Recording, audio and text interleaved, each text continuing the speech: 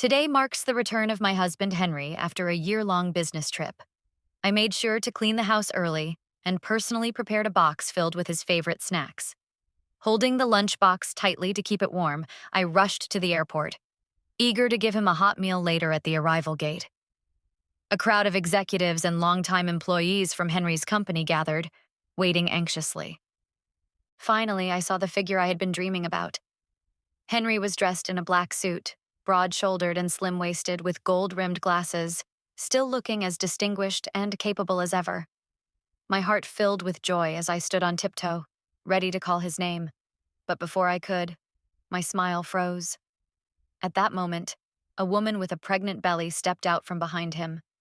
It was his secretary, Isabel. Henry placed his arm around Isabel's shoulders, holding her carefully, always alert to avoid anyone bumping into her. Isabel, with her shy demeanor, rested her head against Henry's neck, her gaze almost glowing.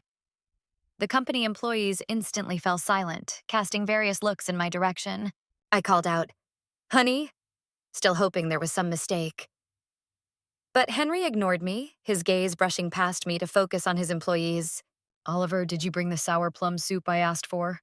he asked. Oliver, his subordinate, confirmed, handing him the thermos. Henry poured himself a glass, testing the temperature at his lips before offering it to Isabel.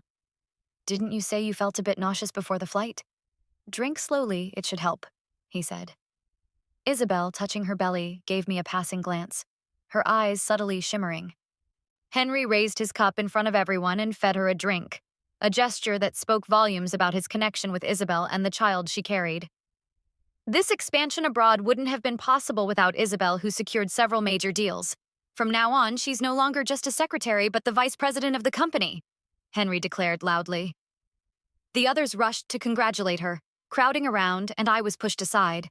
My lunchbox fell to the floor, and the steaming snacks were trampled into a mushy mess by the crowd, making the heart shapes unrecognizable. Amid the excitement, they suggested holding a celebration banquet to welcome Henry and Isabel, but Henry declined. "Thank you all for your kindness, but we're too tired. Isabel's baby needs rest too. Besides, I have something important to do, so let's do it another day." As soon as I heard that, a flicker of hope ignited in my heart. Could Henry be planning to explain things to me? But to my dismay, as he and Isabel passed by me, he barely acknowledged my presence, casually saying, "Ellie, I need to take Isabel to her prenatal checkup. You go home first, and I'll contact you when I have time." With that, he helped Isabel into the car, and they drove away. My heart shattered into pieces. In the crowd, I heard a female employee whisper, "Henry is such a good man. Even with his busy schedule, he still takes her to her prenatal checkup." Someone tugged at my arm, pointing at me, and the others exchanged knowing glances before walking away. The once bustling arrival hall had become empty, leaving only me. I crouched down, wiped my tears, and placed the cold, crushed snacks back into the lunchbox. 2 years ago, I had also been pregnant. When Henry found out, he had thrown the biggest tantrum.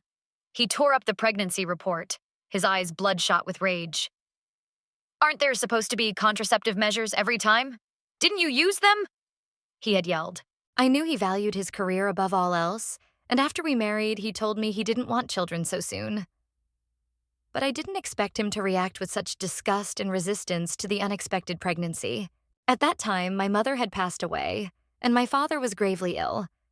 His greatest wish before dying was to see me have children, so I begged Henry, tears in my eyes, to let me keep the baby. But he firmly refused. "I'm still young, with endless possibilities. I don't want to be tied down by children," he said. To make me give up, Henry even found cases of severe complications after childbirth to scare me. When that didn't work, he secretly put a medication in my water that could cause deformities while I was sick with a fever. I only found out the truth later and cried endlessly. But by then, it was too late. The doctor confirmed I couldn't keep the pregnancy. I was utterly helpless. I had the abortion alone. While lying in the lounge, I called Henry, hoping he would come pick me up.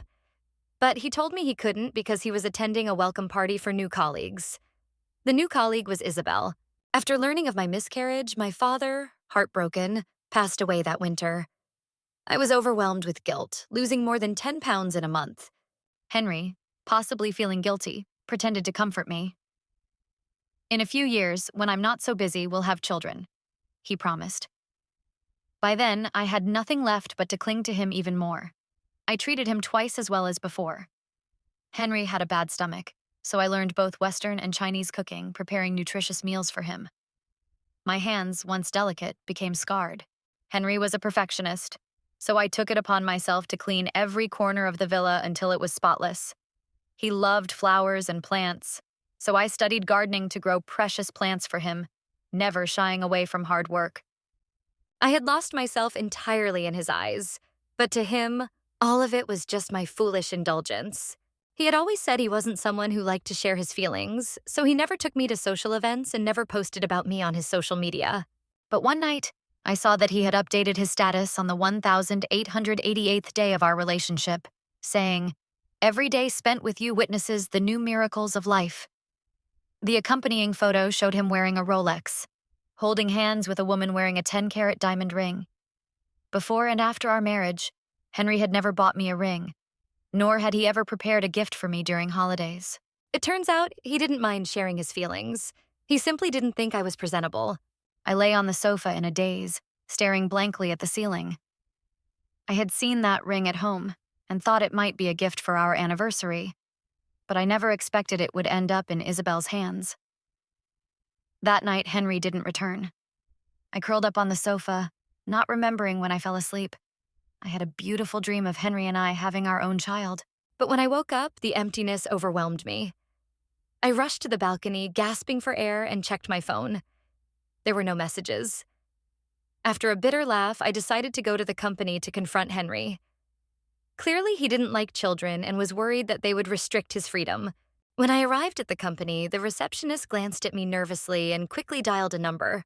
It wasn't until I reached the top floor that I realized Oliver was waiting for me at the door. "Ellie, what brings you here?" He stepped in front of me, blocking my way. I asked him to move, but he just shifted slightly to keep me from getting closer. "I need to see Henry," I said. But Oliver shook his head. "Sorry, Ellie. Henry is with Secretary Isabel. No, with Deputy General Manager Isabel. They're discussing work, so it's not convenient for you to see him now." Oliver, Henry's childhood friend and logistics manager, was also Isabel's cousin. "What's something that can't be known by others and must be discussed in secret?" I asked, staring at Oliver. He shrugged and replied nonchalantly, "It's the kind of thing everyone knows." "Haven't you noticed the changes in him?"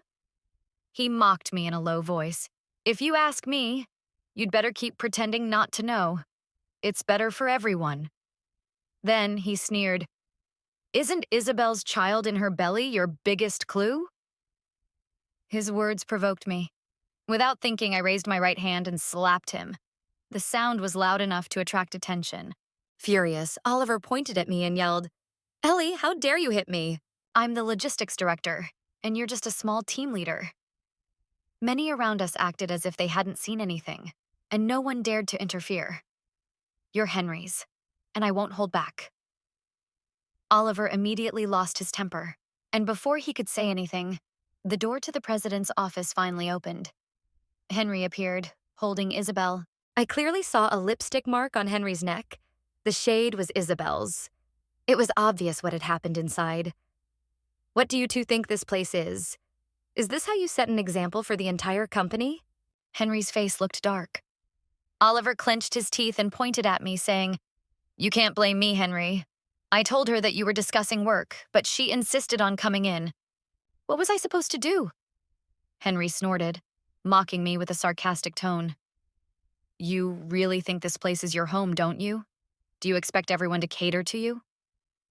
Faced with his harsh stare, I bit my lips hard enough to hurt. "I see. The one who truly treats this place like home is you. That little affair on the bed. Did you really have to bring it to the company?" I asked, staring at Henry. His expression immediately changed. "How can you talk like that? Isabel is not the person you think she is," he replied, defensive. I looked at him steadily, forcing myself to stay composed. "Let's talk after 7 years of marriage. I don't want it to end this way without any clarity," I said, and turned toward the elevator. Tears flowed uncontrollably as I walked away. Behind me, Henry was still gently comforting Isabel. As the elevator doors closed, I clearly saw Isabel giving me the middle finger. I waited for Henry for a long time downstairs at the coffee shop. He sat across from me, a cigarette dangling from his mouth, inhaling and exhaling greedily, the smoke suffocating me. He blew a puff of smoke into my face. "Go ahead. How do you want to talk?" he said. I coughed twice, trying to push away the smoke. He probably didn't dare to smoke in front of Isabel, likely out of concern for the child's health. Henry glanced at me with a cold smile and threw a bank card on the table. "Let me tell you my plan then. Isabel's child must be born healthy, and I've told her I'll give the baby a name. So let's get a divorce," he said, looking at me with determination. I had imagined this moment many times, but I never thought he would speak of it so casually. "The account has 10 million in it.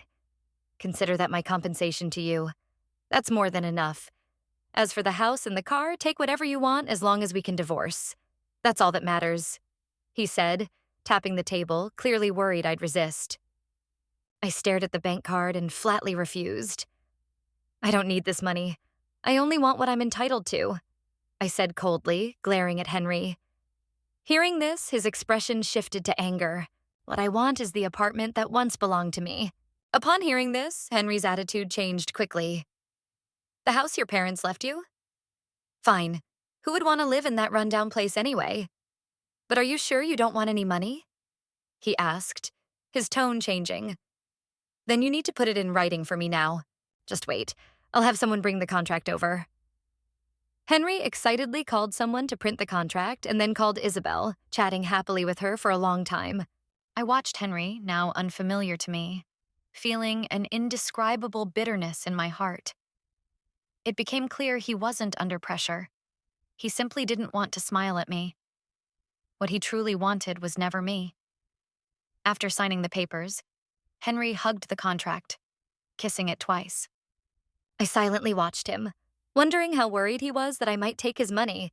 Once I returned to the company, I overheard some colleagues discussing me. 7 years of marriage without children? No wonder Henry would find comfort elsewhere, one said. Exactly. If my son married someone like Ellie who can't have children, I'd wholeheartedly support their divorce, another added. An older colleague, one of the long-timers, chimed in. It's Isabel who suffers if Ellie refuses the divorce. Isn't the child in her womb doomed? I turned the handle and walked into the room. They all quickly pretended to be busy, but I had heard enough of their gossip.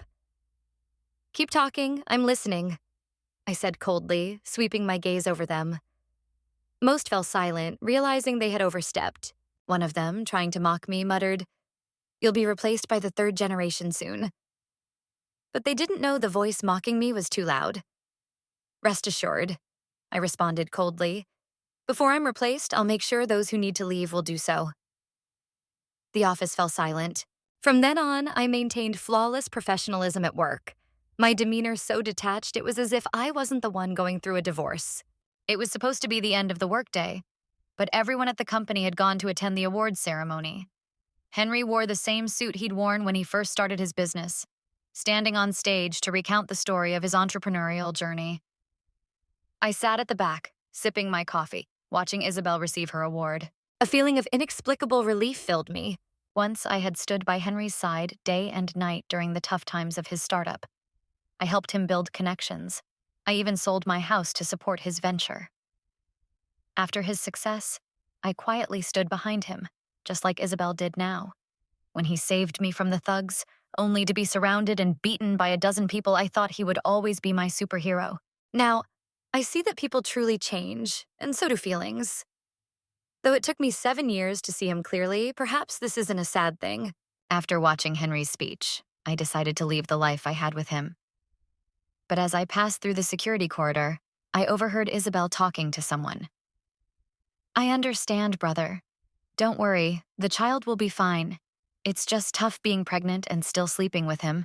I don't care. Once the baby is born and I get the money, I'm out.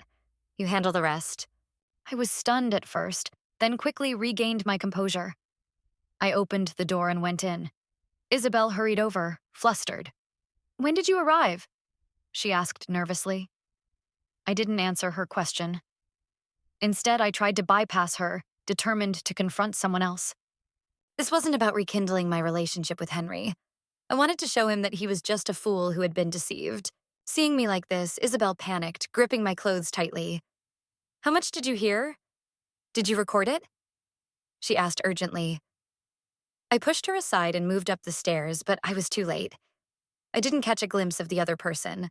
Returning to the stairs, I looked at Isabel and said, "Children can be exploited, right?" Her expression darkened. "What do you know?" she replied. "Henry likes my child. I had a child to bring him happiness, unlike others who were already expecting but still being pressured into having an abortion." She looked at me with a mocking expression, and for a moment I struggled to control myself. But just then, Henry appeared. Isabel immediately began acting, clutching her stomach and staggering toward him. "Isabel, what's wrong?" Henry held her tightly, his face filled with concern. Isabel glanced at me, silent but shaking her head vigorously. Seeing this, Henry turned to me, grabbing my shoulders and pinning me to the wall. "Ellie, are you even human? She's pregnant. How dare you torment her?" Henry glared at me with intense anger. I didn't respond, nor did I want to explain. The last bit of patience I had for him vanished. He was simply beyond foolish. "Henry, it's not Ellie. I'm just feeling a bit off." Isabel pretended to look weak as she came over to cling to Henry. Finally, Henry released his grip on me and shoved me hard. "You better stay away from Isabel from now on," he warned, pointing at me. "Henry, the water that carries the boat can also sink it."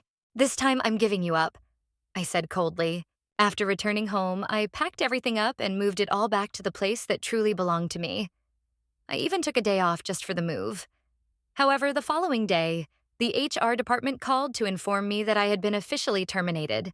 "Ellie, you're a good person, but the company is no longer the right fit for you." I ignored their decision and headed straight to the office, but once again, Oliver blocked my path. "Ellie, what are you doing back here after being fired?" He looked at me with disdain. "In short, I'm not here for you," I said, walking past him. Oliver's expression darkened as he stepped in front of me again. "I hope you understand. My sister and Henry are truly in love. You'd better be smart and move on," he warned, staring at me. Hearing those words stirred something inside me. "Where were you during the last award ceremony?" I asked, looking up at Oliver. If I remember correctly, Isabel mentioned her brother at that time, and the company belongs to her brother. Only Oliver could fit that role. Oliver's face changed, and he quickly tried to explain. "I'm the logistics minister, of course. I handle logistics matters." I laughed bitterly, as his reaction didn't directly confirm it, but it suggested that my guess was likely right. "You'd better pray your plan with Isabel goes smoothly," I said, my voice cold. Oliver's expression grew darker. "I know you won't admit it, nor do I expect you to." Then I walked over to Henry's office door and pushed it open. He was going through some documents and barely glanced at me. "Have you thought it over and come to apologize to Isabel? It's useless. She's focused on her pregnancy and doesn't have time for you," he said smugly. I pulled out my resignation letter and slammed it down on his desk. Henry glanced at it and pushed up his glasses. "After what happened the other night, I think your continued presence in the company poses a risk to my child. Of course, I know you're not a bad person, but everyone has their moments of impulse," he said, his gaze meeting mine. But I wasn't there to hear his excuses. "The company policy states that when people in positions like team leader or higher resign, they need to be approved by someone above the vice president level," I explained calmly. Henry hesitated for a moment, but eventually signed the document. "I hope you understand. When are we going to get the divorce?" I interrupted him, unwilling to engage in further conversation. "Wait for me to handle these troublesome matters," he muttered, then stopped looking at me. I left the company without a second thought. On my way home, I called my former senior. "Senior, it's me. From now on, don't take any projects from Henry's company. If I'm not there, they won't be able to manage their collaborations properly. Engineering doesn't deal with small matters." Before joining Henry, I had already been a senior engineer and first-class constructor. I worked at a large family-owned architectural firm run by a former senior from university. I was the youngest senior engineer in their company. The architectural designs I created helped my senior secure contracts for 80% of the commercial area development in the high-tech zone. When he learned I had given up everything for a poor guy, he said he wanted to open up my head to see what was inside. I admitted that I had a romantic mindset. I once thought I would be the happiest woman in the world, but reality proved cruel. My senior didn't answer immediately but asked where I was, saying he would pick me up in the evening. I had dinner with him and his wife, who had initially introduced me to the industry. They had become the closest people to me, aside from my parents. When I was with them, I cried harder than ever before. They didn't press me for details. They just quietly stayed by my side. It wasn't until I had cried enough that my senior sister gently embraced me and asked, "What did Henry do to you?" Her question was blunt, and as soon as I mentioned him, my tears started flowing again. I poured out all the hurt I had endured, as well as the facade of indifference and strength I had been pretending to wear. When I finished, my senior brother was so angry that he wanted to confront Henry. But in the end, it was my senior sister who calmed him down. "Foolish girl, come back," she said, wiping away my tears and urging me to return. I looked at her and softly replied, "It was I who insisted on leaving, and it's me who let you down. How can I show my face and go back?" But my senior sister held my hand and said gently, "If my master and I really blamed you, why would we ever collaborate with Henry?" Her words left a lasting impact on me. She was right. When Henry's business was struggling and the company was on the brink of collapse, it was I who shamelessly approached my seniors for help. "It's okay, Ellie.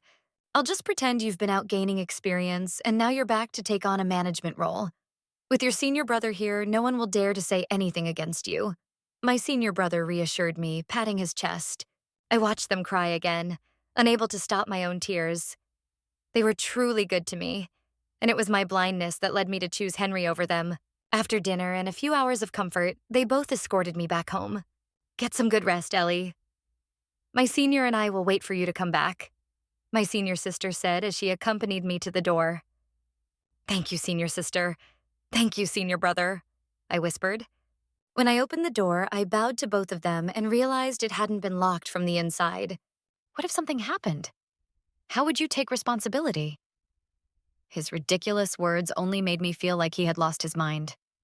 I gave him a cold smile and replied, "I'd rather you had really gotten into trouble than come here like this to disgust me." Henry opened his eyes wide in disbelief. "What did you just say?" he asked, shocked.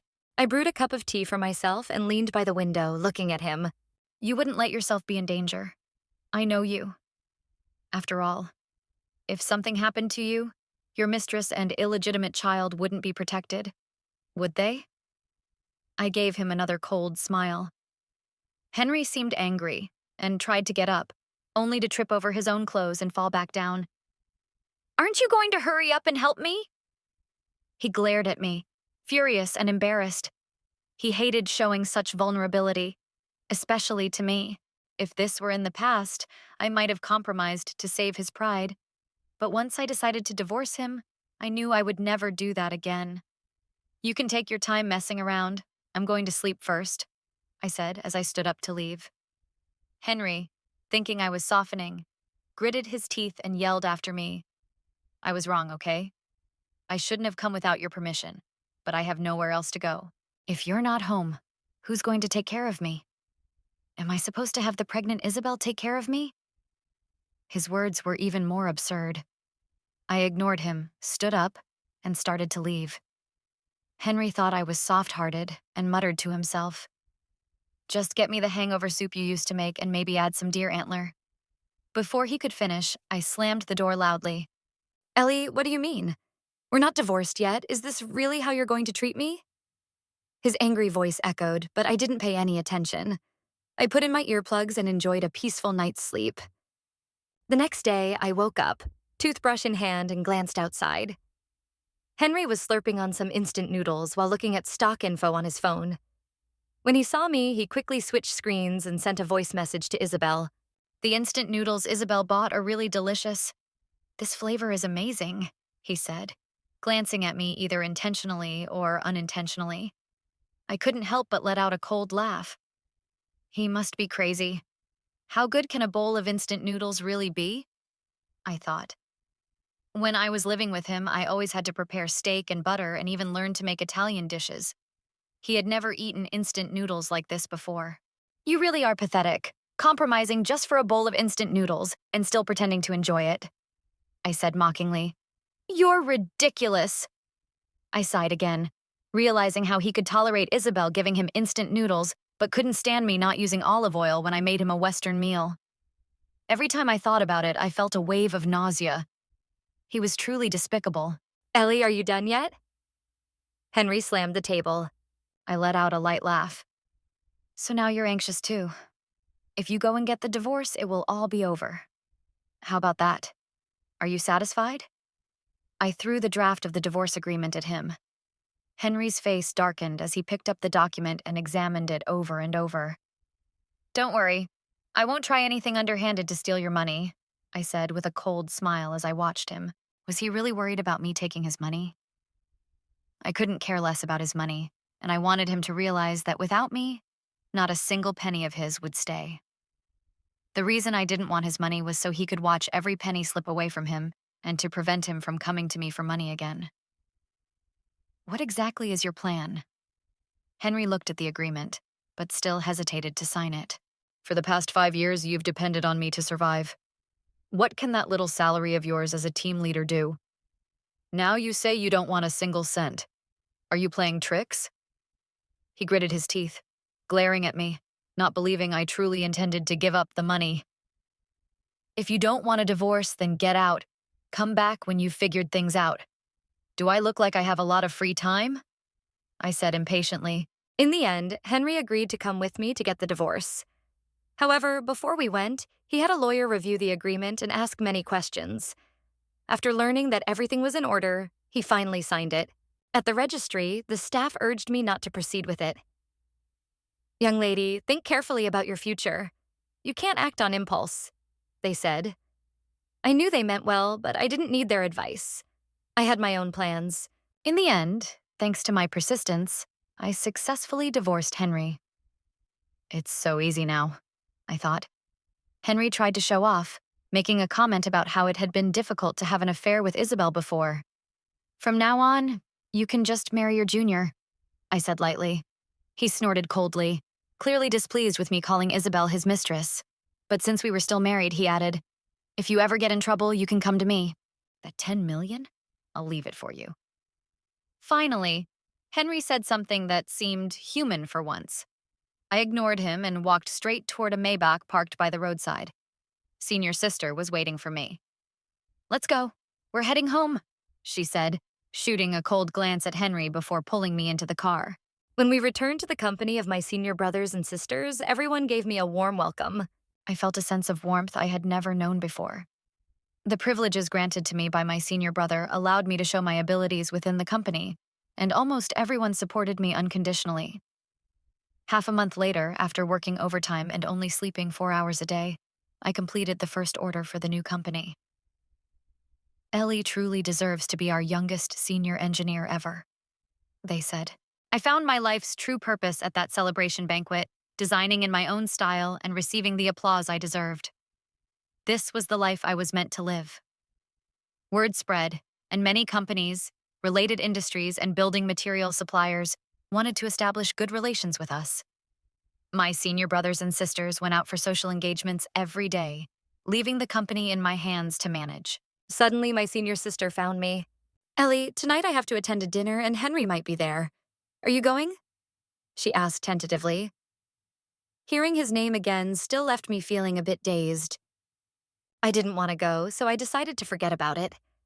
My senior sister was eager to maintain her relationship with the supplier, but I hadn't anticipated Henry being there too. I wanted to leave, but I shook my head and watched as my senior sister agreed. Oliver, standing by my side, looked at me with a cold grin. I heard she didn't take a single penny when she divorced. Now she must be regretting it, Oliver said mockingly. Isabel sneered, then grabbed the check and threw it at me. Stop talking nonsense. Just write down the amount you want and don't bother Henry anymore, she said, eyeing me with disgust. My senior sister swiftly grabbed the check and tore it to pieces. Isabel stood frozen, not understanding what had just happened. She had thought my arrival with my senior sister was just a coincidence. Henry raised his eyebrows and glanced at me. Miss Charlotte, who is this? He asked, sensing something different. My senior sister sneered and pulled me to sit down. You barely divorced recently, and you don't even recognize your ex-wife?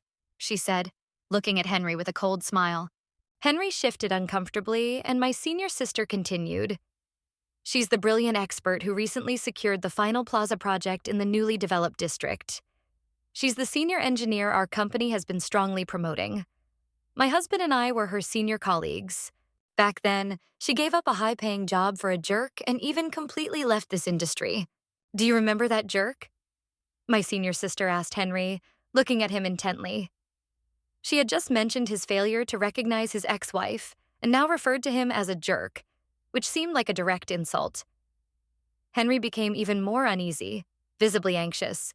I looked at him with cold indifference. I had come to teach him a lesson, not to drink with him. He raised his glass again awkwardly. Miss Ellie, I toast to you, he repeated, but I continued to ignore him. Henry, desperate, looked to his senior sister for help, but she was savoring her food and paying no attention to him. The tension in the room escalated as Henry, who valued his pride above all, struggled to endure the silence. Finally, Henry stood up, gritted his teeth, and downed his glass.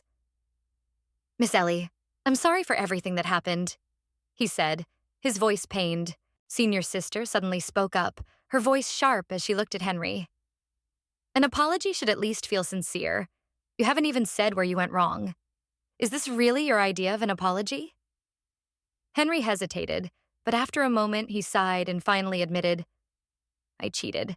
I owe Miss Ellie an apology, and I'll do whatever it takes to make up for it. His face turned bright red. I still held onto my glass, uninterested in speaking to him. Henry, sensing that the apology wasn't sufficient, grabbed Isabel and ordered her to apologize. Apologize to Miss Ellie, he demanded, giving Isabel pointed looks. I remembered a time years ago when Henry had wronged someone important, and, at my insistence, forced me to apologize for him. Back then, I endured it for the sake of the family business. But today, Isabel seemed completely unaware of the situation. What did you say? Apologize to her? Who does she think she is? Isabel snapped. The room fell silent, with everyone retreating a bit from Henry, shocked by his words. After the dinner, Henry called me several times. I could almost hear his regret, knowing how Isabel had manipulated him and how bitterly he regretted it. She told me she's only after my money, and she's already scheming with Oliver. After the baby's born, she plans to have me give him shares. She never intended to marry me. Ellie, please come back to me, Henry pleaded, his voice breaking. I now realize you were the only one who truly cared for me. His words reeked of desperation. They thought they could hide, but their greed led to their downfall. Within a month, they were dead. As for Henry, his image as a successful young man was gone forever. He ended up working as a laborer on a construction site, believing he could live that way indefinitely. But fate wasn't done with him.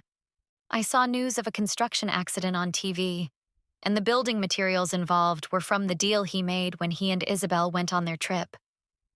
Perhaps this was just how things were meant to play out. Henry, I hope we won't meet again in our next life, I thought.